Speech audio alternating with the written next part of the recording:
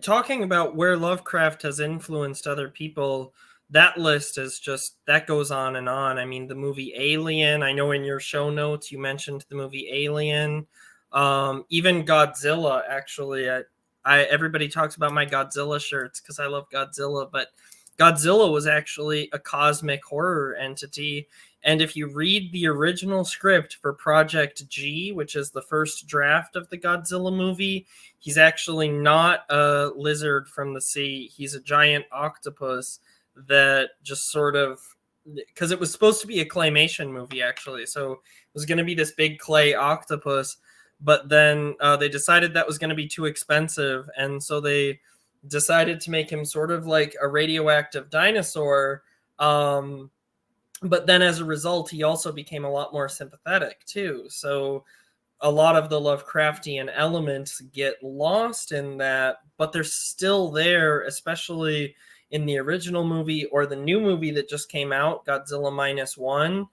Tons of the Lovecraftian imagery has come back into that movie because in Godzilla Minus One, Godzilla is intentionally like terrifying and indestructible and just a force of nature, and all kinds of mythologies science fiction and fantasy, like you said, have really drawn heavily on Lovecraft. Stephen King is such an excellent example, and he has a book of short stories called Nightmares and Dreamscapes, and in that book, Stephen King actually writes one of his stories to take place in the Lovecraft universe. So it's totally a tribute to H.P. Lovecraft, and I loved that story. I ate it up because the whole time I'm going, "Oh, I know that." That's anyway. So yeah, just that list. We could go all day talking about all the ways that Lovecraft has influenced horror, and even the Evil Dead series.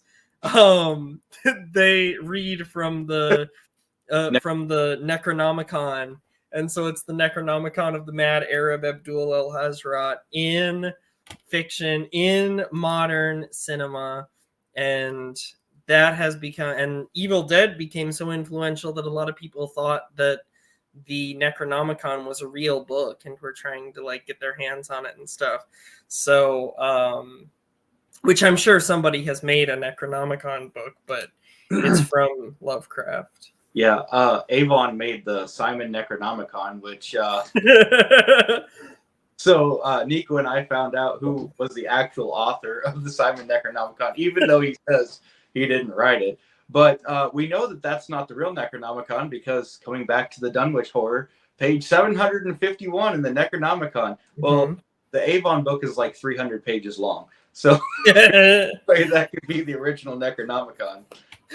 And, another thing that I forgot that Nico had said about his influences, the Arabian Nights were such a huge influence on him.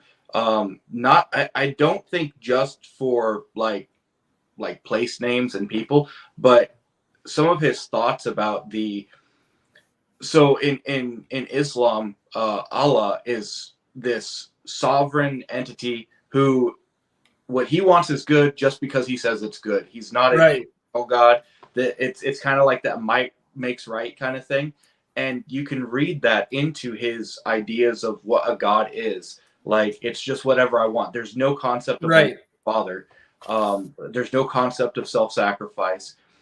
And he even named the Necronomicon in Arabic. Its name is Al-Azif, which means like the howling. And one of the names for Allah in Arabic is Al-Aziz. So like it's very, very close together. But yeah, no, I just that came to mind after we had talked about that. For the record, I also don't believe in the God H.P. Lovecraft doesn't believe in, because my God is not right. Exactly.